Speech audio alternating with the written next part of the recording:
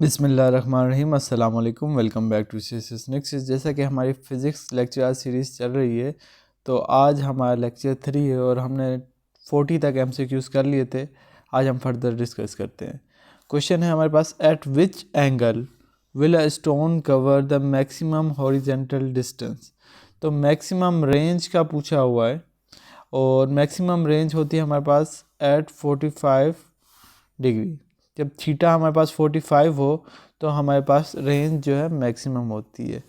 Next है हमारे पास question 42, which parameter remains constant during athlete fall off a spring board. तो जब एक athlete fall off spring board करता है, मतलब कि स्प्रिंग बोर्ड ये है, इससे छलांग मारता है एक एथलीट, तो कौन सा पैरामीटर कांस्टेंट रहता है, अनचेंज रहता है। तो वहाँ पर angular momentum remains unchanged. Next question की तरफ चलते हैं, that is 43, the force acting on a particle executing simple harmonic motion. तो जब एक फोर्स लग रही है सिंपल हार्मोनिक मोशन पे, तो उसके साथ क्या होगा, is directly proportion to the displacement. वो डायरेक्टली प्रोपोर्शन है डिस्प्लेसमेंट के, and directed toward the mean position, और मीन पोजीशन की तरफ डायरेक्टेड होगी, डायरेक्शन उसकी मीन पोजीशन की तरफ होगी। नेक्स्ट क्वेश्चन हमारे पास 44, why does a ball bounce when it drops on to the floor. जब एक बॉल को हम नीचे की तरफ फेंक देते हैं तो वो बाउंस बैक ऊपर की तरफ क्यों करती है। तो that is due to the floor exert a force on the ball during the impact. तो फ्लोर जो है वो भी आपके पास जो है उस बॉल के ऊपर एक फोर्स लगाता है, इसकी वजह से। नेक्स्ट हमारे पास, it is difficult to cut things with a blunt knife because. तो आपके पास जब एक नाइफ हो जो शार्प ना हो, ब्लंट हो, तो उससे चीज़ें कट करना मुश्किल क्यों हो जाती है। ठीक है, अब blunt knife decreases the pressure for a given force. तो प्रेशर जो है वो कम हो जाता है। प्रेशर का फार्मूला होता है P is equal to force per unit area. ठीक है, तो जब ब्लंट होगा तो प्रेशर कम हो जाएगा, तो उस पर फोर्स भी कम लगेगी, क्योंकि ये दोनों डायरेक्टली प्रोपोर्शन है और एरिया के साथ इन्वर्सली प्रोपोर्शन है, दैट्स वाई।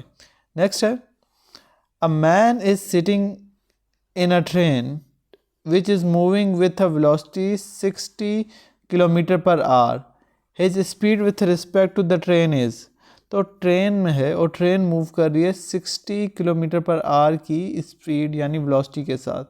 तो उस बंदे की विथ रिस्पेक्ट टू ट्रेन क्या वेलोसिटी होगी। तो जब वो गाड़ी में बैठा हुआ है या जिस जगह पे बैठा हुआ है, जिस चीज़ पे बैठा है, जो स्पीड या वेलोसिटी उसकी होगी एज इट इज़ वही जो है ना उसकी होगी। बट वो अब गाड़ी में बैठा हुआ है, अब अपनी गाड़ी के हिसाब से तो वो रेस्ट पर है। ठीक है, या आप देखते हैं जब आप कोई गाड़ी ड्राइव कर रहे हैं तो आप तो मूव कर रहे हैं, आपकी गाड़ी मूव कर रही है किसी भी स्पीड या वेलोसिटी के साथ, बट द थिंग इज़ के you are stationary with respect to the car. तो there will be zero, speed जो होगी ज़ीरो होगी। Which of the following is not a vector quantity. Volume is not a vector quantity, force भी vector है, velocity भी vector है, displacement भी vector है, क्योंकि इन तीनों के लिए डायरेक्शन का होना ज़रूरी है। Question number 48, which of the following is a vector quantity. Momentum is a vector quantity, P is equal to mv। यहाँ पे v वेक्टर क्वांटिटी है, v यानी velocity, that's why momentum is a vector quantity. Next question है हमारे पास, and that is, if the distance as covered by a moving body in time t is proportional to the square of the time then the body is moving with। तो body जो है move कर रही होगी constant acceleration के साथ इस condition में। ठीक है, that is very simple. Question number 50 है, the weight of the body is, weight of the body is maximum at poles. Poles पर जो वेट है ना वो मैक्सिमम होता है। ठीक है, अ body is a man is standing on a sensitive balance. If he inhales deeply, the reading of the balance decreases. अगर एक बंदा जो है वो सेंसिटिव बैलेंस पर है, यानी वेट मशीन पर है, सेंसिटिव वेट मशीन पर, तो अब वो इनहेल करता है, तो क्या हो जाएगा, अगर वो इनहेल करेगा तो उसकी जो रीडिंग जो होगी बैलेंस की वो डिक्रीज़ हो जाएगी। ठीक है, नेक्स्ट है हमारे पास 52, विच of the following is not a unit of time. देखें लीप ईयर भी टाइम का यूनिट है, लूनर मंथ भी टाइम का यूनिट है, और जो लाइट ईयर है that is the unit of distance. ये तो मैट्रिक्स से पढ़ते आए हैं हम लोग। नेक्स्ट है हमारे पास a body has a mass, mass बता दिया of 6 kilogram on earth. Mass है ये, याद रखिएगा, कैच यहाँ पे मैस का है।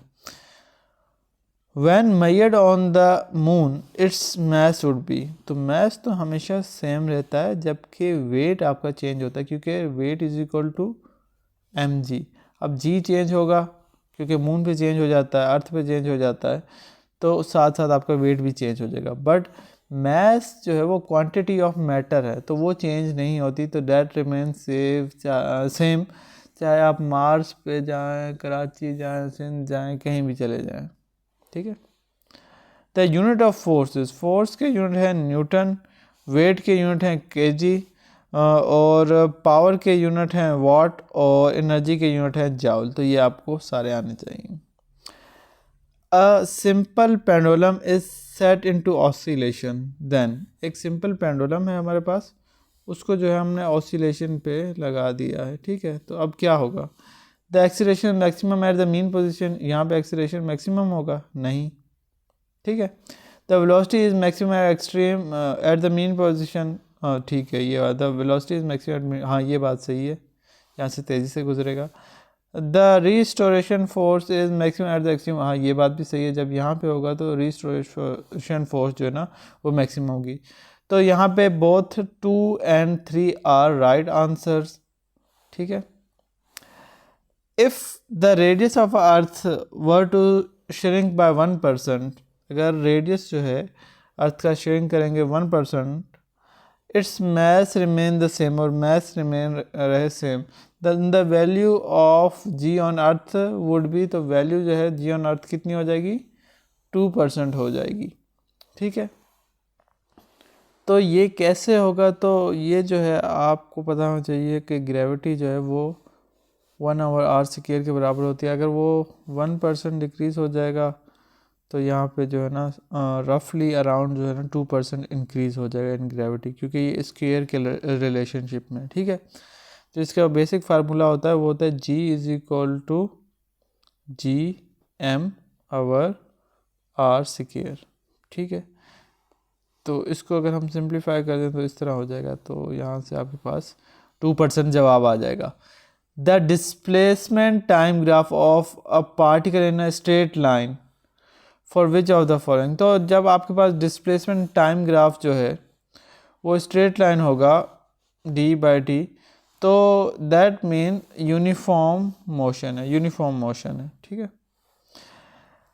A smooth track is in form of quarter circle of radius r, then वो कहता है कि a particle slide from rest from the top, the velocity at the bottom is, तो इसका भी आपको फार्मूला आना चाहिए √2gr। ठीक है, ये आ जाएगा जवाब आपके पास। नेक्स्ट है 59 and then 60, if the momentum of a body is increase by 50%, momentum हम 50% इंक्रीज कर देते हैं, its kinetic energy will increase by, तो काइनेटिक एनर्जी इसकी इंक्रीज हो जाएगी 125%। ठीक है, 125%। मोमेंटम का फार्मूला आपको आना चाहिए, P is equal to mv। ठीक है, और काइनेटिक एनर्जी होता है 12mv²। ठीक है, तो यहाँ से आपके पास जवाब आ जाएगा 125%। When a body is taken from earth to the moon, अब एक बॉडी है जिसको आप अर्थ से मून पर ले गए हैं। ठीक है, तो इट्स वेट चेंजेस, उसका वेट चेंज होगा, but mass remain the same, mass same रहेगा। क्यों, ये ऊपर मैंने आपको वजह बताई है, W is equal to mg, तो ग्रेविटी चेंज होगी, बट द थिंग इज कि मैस जो है that is the quantity of a matter in a body और इन अ ऑब्जेक्ट, तो क्वांटिटी जो है वो कम तो नहीं होगी ना किसी चीज़ की, आप जो है उसको कहीं भी ले जाएं तो उसके जो नंबर ऑफ पार्टिकल्स हैं that will remain same. So that was for today's lecture. Hopefully आपको समझ आ गया होगा। अगर वीडियो पसंद आए तो इसे लाइक करें, ज़्यादा से ज़्यादा शेयर करें। मिलते हैं एक नई वीडियो के साथ, तब तक के लिए अल्लाह हाफिज़।